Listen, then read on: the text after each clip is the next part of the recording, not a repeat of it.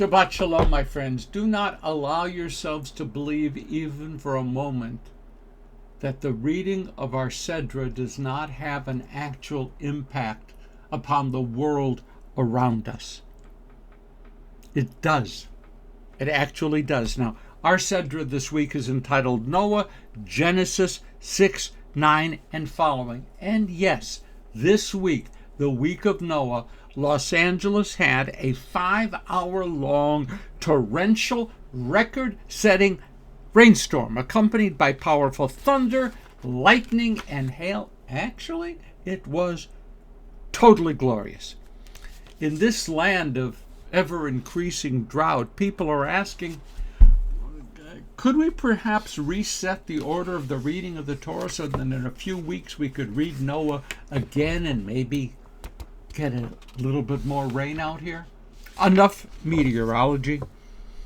Ismar Source noted with some degree of astonishment how the Genesis narrative moved so quickly over a span of 10 generations from the Garden of Eden to a world so corrupt, so tainted by human violence, by sexual abominations, by endless corruption, and so lacking in compassion that God's joy in creation, ki tov, boy, this is really good stuff here, to profound regret. Vayinachem Adonai ki asa et Adam. God just regretted that humanity was created.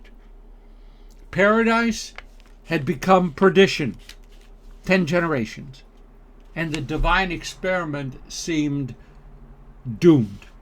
There needed to be a second Adam, a new beginning, and that's how we ended up with Noah, a less than sterling role model for generations to come. Noah is Genesis' silent man. He received a message from God to build an ark, a floating refugee camp for all of Earth's creatures. Though texts vary, Noah was to bring 2 of every kind or 7 of every kind of animals, birds, onto the ark, and along with them, Noah's own immediate family. We today call that nepotism. All of these, actually, only these would be saved. The God of creation, 10 generations, had become the God of destruction. We have an interesting echo here of the Hindu god Kali, who dances between creation and destruction. Kali slaughters demons and comforts pregnant women. The God of the opening chapters of Genesis reveals an astonishing capacity for all-out destruction. And Noah is God's faithful accomplice, questioning nothing, following the divine imperatives. Noah builds the ark. He gathers the beasts of the earth, the birds of the air, and then he sails silently off with his family into Earth's new beginning. Well done, Noah. Schorsch notes that the Zohar creatively fills in what we feel is missing in the story. So, when Noah finally exits the ark and walks on dry land, he is moved by the appearance of utter destruction. He challenges God then by asking, God, why did you create them? Since you created them as fools and as sinners whose fate would be total destruction, God, why did you even bother? The Zohar text has God reprimanding Noah. You foolish shepherd. When I announced the impending destruction, you said nothing. I waited, Noah. I waited. I was waiting for you to plead for mercy. I waited, but all that you did was to follow my directions and to build that ark. You saved yourself, Noah. Well done. You saved your family. You saved animals and birds. And now that the world has been totally destroyed, Now that utter chaos has returned, now you open your mouth to utter your questions and your pleas? Once again, Noah falls silent.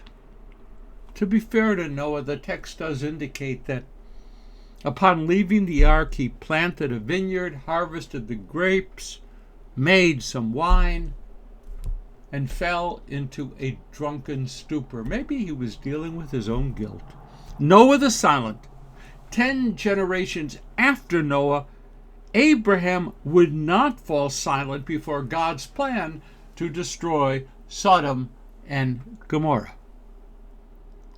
In Noah's day, we human beings had pushed against all boundaries, against all forms of limitation. We had become, lovely description, a depraved, uncaring, self-absorbed, intolerant mass that refused to see that not only is this world of ours understood to run according to what we can call the natural order of things, but there is, along with the natural order, a moral order as well. Slowly in our day, we are beginning to acknowledge that the widespread use of fossil fuels will most definitely, massively degrade our climate. Slowly, we are beginning to understand that our supplies of water are not limitless.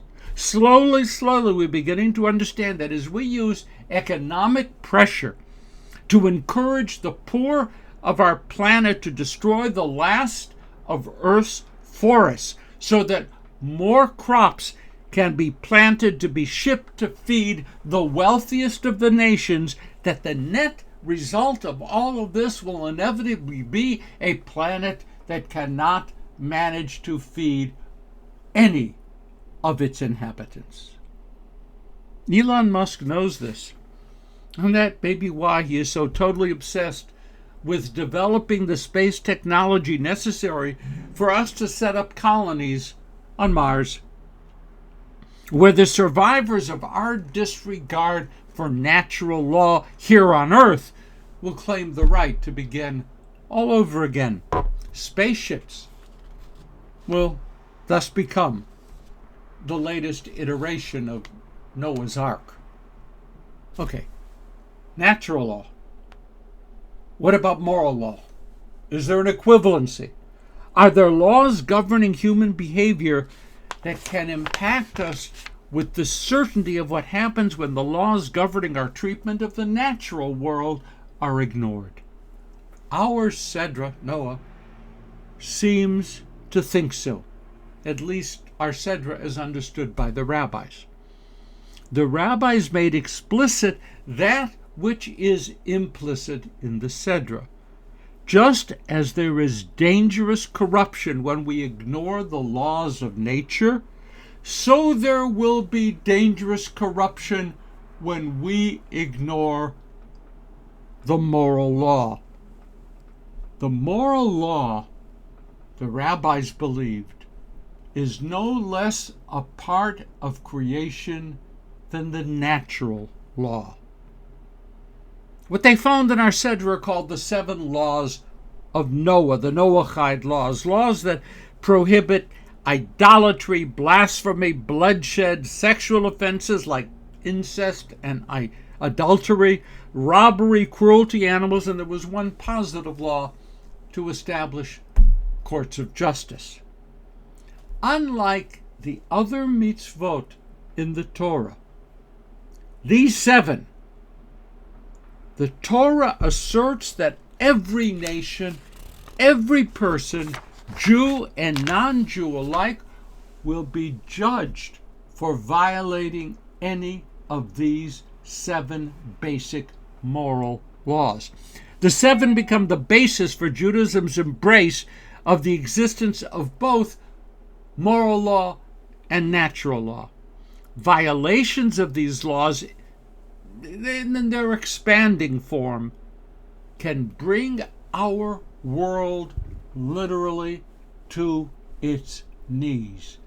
This is how the rabbis view moral law natural law. This is a breathtaking assertion. When we act with cruelty toward another, we are taking a sledgehammer to the very pillars of our existence. When we lie, when we cheat, when we ignore what should not be ignored, when we exclude and then hate the other, when we trample someone's reputation, when we fail to actively care for the poor, the ill, the uneducated, then we are weakening what is already the thin veneer of human civilization. Our Sedra asserts that moral behavior is not an option for anyone, ever. We can't ignore the laws of nature with impunity. Judaism declares that we can't ignore moral laws with impunity. Okay, it might not be a flood next time, but James Baldwin was right when he warned that it might be an all-consuming fire. Noah was God's silent servant, and for that the whole earth paid a price. Maybe we can do better. Shabbat Shalom. See you next week.